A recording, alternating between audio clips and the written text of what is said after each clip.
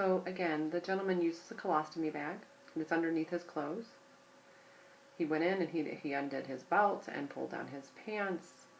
He was having a difficult time explaining to the employees there what the situation was. So he went ahead and he took off his sweater, and of course they saw the bag.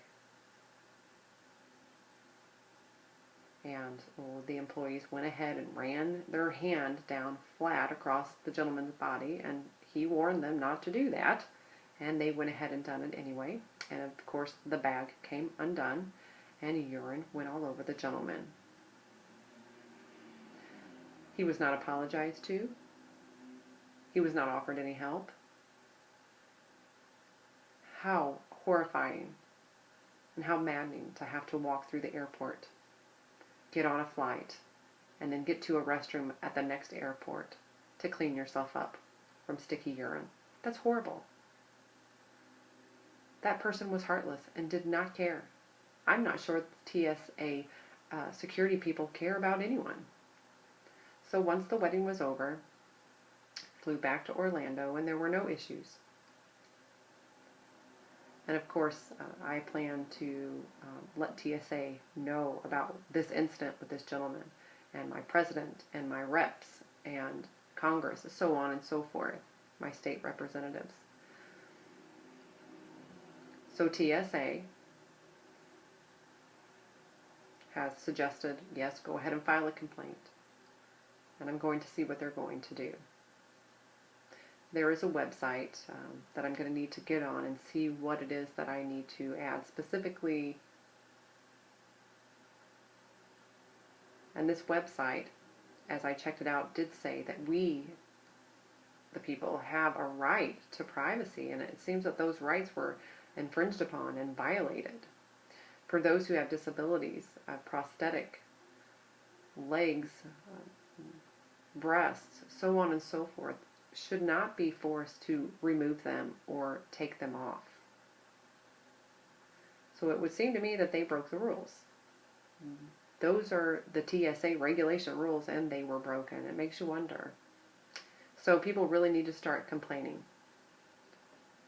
The Bladder Cancer Advocacy Support Group, Miss Claire Smithen, says that many people in the United States have colostomy bags, over 2 or 3 million. So the TSA people need to listen. They need to be trained. They need to understand why a person might have a colostomy bag and what that entails if you touch it. John Pastoral, one of the head people of TSA, says that terrorists use many different ways to get bombs in, and so the concern is, how do we keep the public safe? How do we keep our travelers safe? And that is a priority. And the only way to do that is to do what we're doing. You remember Christmas, I believe it was last Christmas, a gentleman came in, he had a bomb in his underwear. And I know that the president, has his own Air Force One. He's not going to be patted down. He's not going to go through body scanners. So maybe he's not empathetic. He really doesn't know what we have to go through. But as a nation, we are on high alert for terrorist activity. And, of course, they're nervous at the airports, and regulations have to be more stern. Now, pilots, of course, they do not want to have to go through the full body scanners on a daily basis or every time that they have to go to work, so that was an issue. They convinced TSA to allow them to go ahead and go through without the body scanners and pat-downs.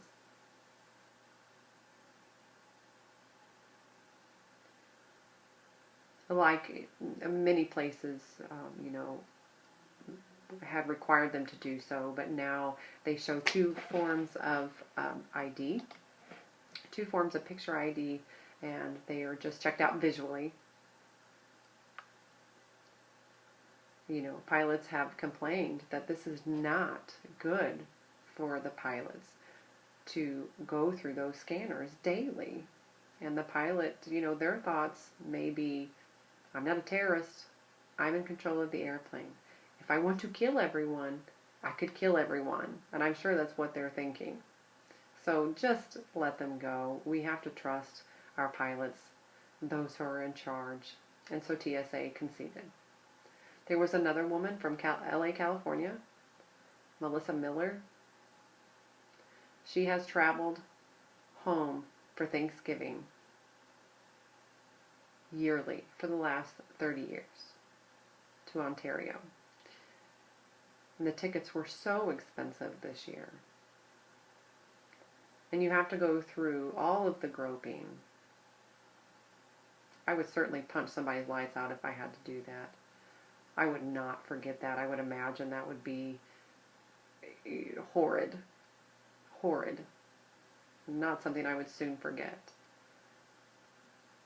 There was a man named John Stayer, a 31-year-old gentleman from San Diego, California, who refused to go through the body scanner. And he told them if they were to touch him, he would call the police.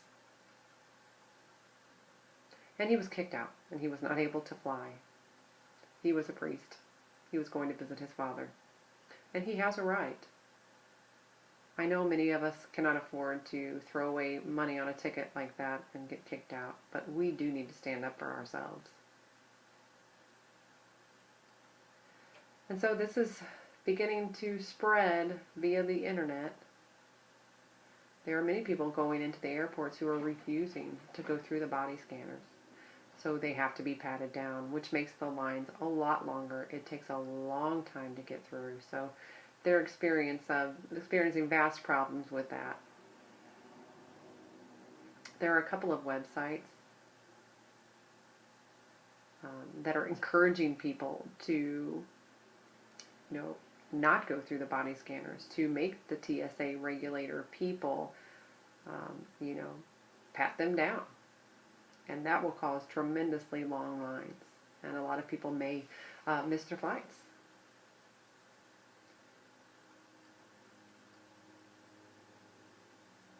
There are some people who are planning to go through without underwear on as a joke,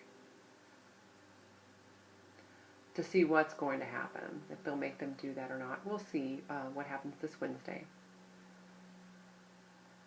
But U.S. citizens are tired of the rules, the 3 ounces of liquid. You have to take your shoes off, put your laptop, take your laptop out, send it through the scanner. Now you're going to grope me. There was one gentleman said his experience, he says that his opinion is, if you're going to pat me down, then you should do it privately behind a wall. Many people have sent emails and complaints about, people touching their wives or their daughters, and they are not happy about that. And TSA says, if you're under the age of 12, the pat down will be different. And that's great for those who are under 12, but those of us who are over 12, wow, it's like, I'm sorry, being sexually molested. I don't like that feeling. So that's not a good thing. People complain about, the scanners, are they safe? And what I hear is, yes, that they are safe. You can go through it up to 1,000 times a year and you are safe. Some researchers suggest that it may not be as safe. There was a letter from the University of California that had stated there hasn't been enough research to see whether or not this is cancerous or non-causing cancer. This is a non-causing cancer situation. And children and teenagers are more susceptible. And the government refuses to acknowledge that research and continues to say no, that it's safe. And I believe next time I go, I think I'll just, I don't feel like it's very safe, so I'm going to bypass the scanner and let them just pat me down. They do have a millimeter wave scanner that does not use any type of radiation. Some airports do have them, and those are safer. So once you go in, you can always ask. If you do have to go through the full body scanner once or twice a year, there shouldn't be any issues with that. You know, pilots, stewardess, and stewards, they go through that often. They're the ones really at risk. So people are pretty upset, and we'll see if TSA changes their regulations or not.